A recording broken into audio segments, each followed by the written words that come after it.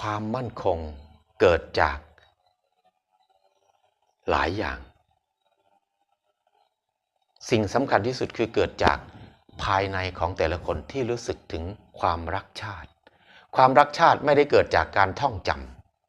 ำความรักชาติเกิดจากการที่เราได้ประโยชน์จากชาติการเห็นว่า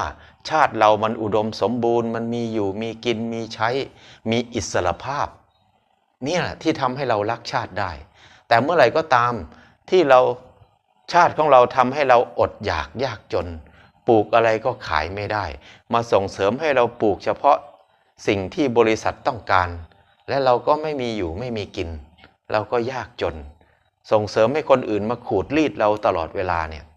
เราก็จะรักชาติยากขึ้นยากขึ้นพอเราอดอยากยากจนเราไม่มีจิตใจที่จะไปคิดถึงชาติแล้วเราคิดถึงแต่ว่าวันนี้เราจะกินอะไรฉะนั้นผมจึงอยากจะชวนคนมาคิดว่าแทนที่เราจะไปลงทุนทางอาวุธเนี่ยมาลงทุนทางสันติภาพดีไหมเพราะว่าลงทุนทางอาวุธหรือลงทุนทางสงครามเนี่ยมันจะไม่มีวันสิ้นสุดมันมีแต่จะพุ่งขึ้นเรื่อยๆเพราะถ้าเราซื้ออาวุธนี้มาประเทศคู่แข่งก็จะซื้ออาวุธที่เหนือกว่ามาแล้วเราก็ต้องซื้ออาวุธที่เหนือกว่าแล้วก็ซื้ออาวุธที่เหนือกว่าแข่งกันไปเรื่อยๆมันไม่มีที่สิ้นสุดคนที่จะตายคือประชาชนตาดำๆอย่างพวกผมนี่แหละที่เป็นชาวไร่ชาวนาจะต้อง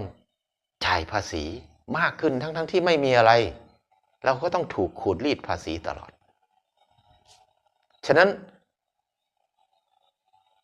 การสะสมอาวุธ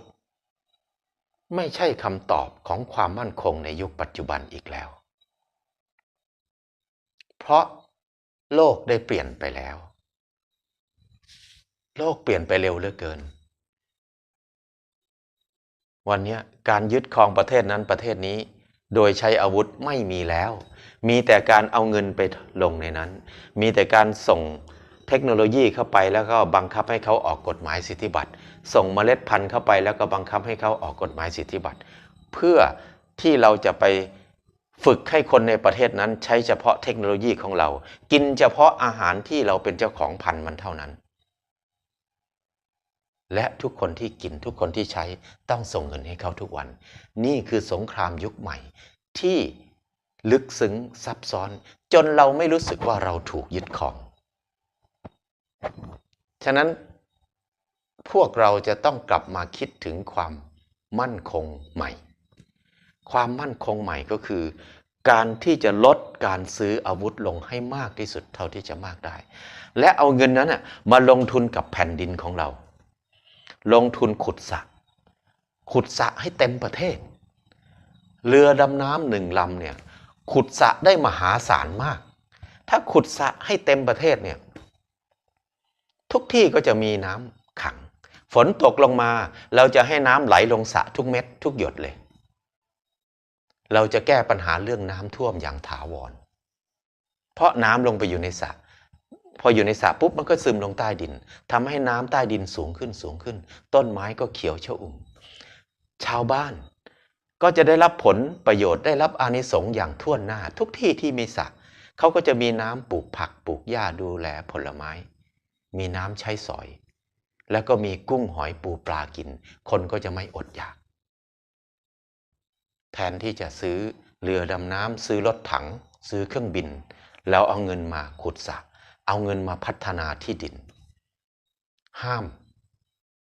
นำสารเคมีทางการเกษตรเข้ามาใช้ในประเทศให้ได้เพื่อพัฒนาดินให้อุดมสมบูรณ์ขึ้นเราก็จะมีอาหารอย่างเหลือเฟือ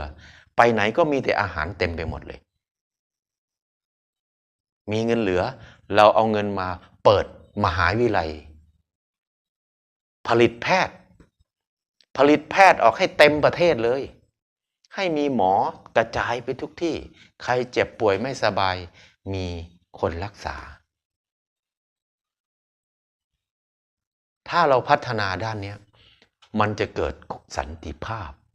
เกิดความอุดมสมบูรณ์เกิดมีอยู่มีกินถ้าคนมีอยู่มีกินมีใช้รู้สึกปลอดภัยและมั่นคงในสุขภาพร่างกายของตัวเองเนี่ย ไม่มีใครที่ไม่รักชาติตัวเองครับแม้แต่วันนี้เรายังเห็นว่าคนไทยที่ไปอยู่ต่างประเทศยังกระเสือกกระสนที่จะกลับมาตายที่บ้านเราเพราะในต่างประเทศมีเงินเยอะจริงแต่ไม่มีโอกาสได้รักษาเหมือนอยู่ที่บ้านเราฉะนั้นการลงทุนทางสันติภาพคือการลงทุนสร้างทรัพยากรให้เพิ่มขึ้นลงทุนทำให้คนเล็กๆมีโอกาสได้ลืมตาอ้าปากขึ้นมานี่คือความมั่นคงที่ยั่งยืนของประเทศชาติ